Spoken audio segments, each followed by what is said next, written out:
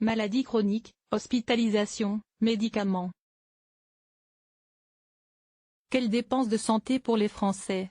Des dépenses de santé de plus en plus élevées, liées notamment à la hausse des maladies chroniques. Voici ce qui ressort de la présentation de la cartographie médicalisée pour l'année 2015 de l'assurance maladie. Quel a été le coût des dépenses de santé des Français en 2015?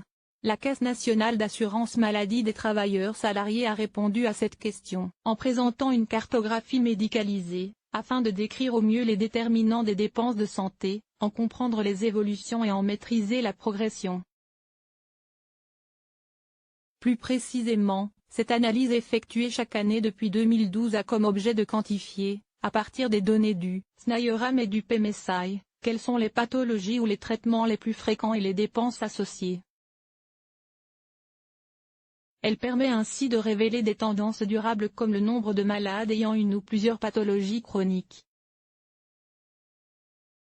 Pour cette nouvelle édition, la cartographie a étudié les soins consommés par les 57 millions de bénéficiaires du régime général. Parmi eux, 20 millions de personnes, 35% de la population, ont eu recours à des soins en raison de l'existence d'une pathologie spécifique, le plus fréquemment chronique, ou de la prise d'un traitement médicamenteux spécifique au long cours, plus de 3 délivrances dans l'année. L'âge, premier facteur en cause en prenant en compte les maternités, les hospitalisations ponctuelles et certains traitements antalgiques ou anti-inflammatoires chroniques. Ce sont 26 millions de personnes, 45%, qui recourent de façon significative au système de soins, résument les auteurs. Pour le reste de la population, 31 millions d'assurés, la consommation de soins concerne des soins courants, soit en dehors de tout contexte de pathologie ou de traitement spécifique. Les résultats ont également montré que la fréquence des pathologies varie fortement selon l'âge et le des assurés. Ainsi, le diabète ou les maladies cardio-neurovasculaires touchent plus précocement les hommes que les femmes. Les femmes, quant à elles, recourent plus tôt et plus souvent aux traitements psychotropes. Selon la Caisse nationale d'assurance maladie, plus que c'est bien l'âge qui impacte le plus significativement la survenue des pathologies et le recours au traitement. Outre les hospitalisations ponctuelles, dont le motif ne peut être mis en lien avec une pathologie spécifique, ce sont les maladies psychiatriques et les traitements psychotropes qui ont coûté le plus cher au système de soins en 2015, avec 19,3 milliards d'euros de remboursement.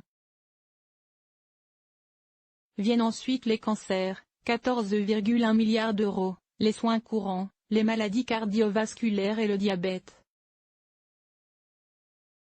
Plus de 4 millions de diabétiques en 2020 cette année. Les équipes statistiques et médicales ont par ailleurs élaboré pour la première fois des projections de l'évolution du nombre de personnes concernées par une grande pathologie ou par un traitement entre 2016 et 2020. Les projections font état d'une croissance du nombre de personnes concernées pour la plupart des pathologies dans les 5 ans même si cette progression va connaître un ralentissement, du fait notamment d'une évolution démographique plus modérée, affirment les auteurs. Les projections en pourcentage montrent que ce sont les maladies inflammatoires ou rares ou VIH ou SIDA qui progresseront le plus 20%, avec les maladies cardiovasculaires plus 13%. Dans le cas du diabète, on verrait le nombre de personnes concernées augmenter de 12%, soit plus de 450 000 patients supplémentaires faisant passer les effectifs à plus de 4 millions en 2020 ajoute-t-il. En matière d'effectifs, ce sont les maladies cardiovasculaires qui occuperont la première place, 5 114 000 concernés en 2020 contre 4,51 millions en 2015, juste avant le diabète. Au total, ce seront 580 000 personnes supplémentaires qui auront au moins une pathologie, un traitement au long cours, une maternité ou une hospitalisation ponctuelle d'ici à 2020 concluent les auteurs. Ces derniers se montrent toutefois prudents sur ces évolutions modélisées par l'INSEE car elles projettent pour les 4 années à venir des tendances épidémiologiques maintenues constantes. Système national d'information inter-régime de l'assurance maladie. Programme de médicalisation des systèmes d'information.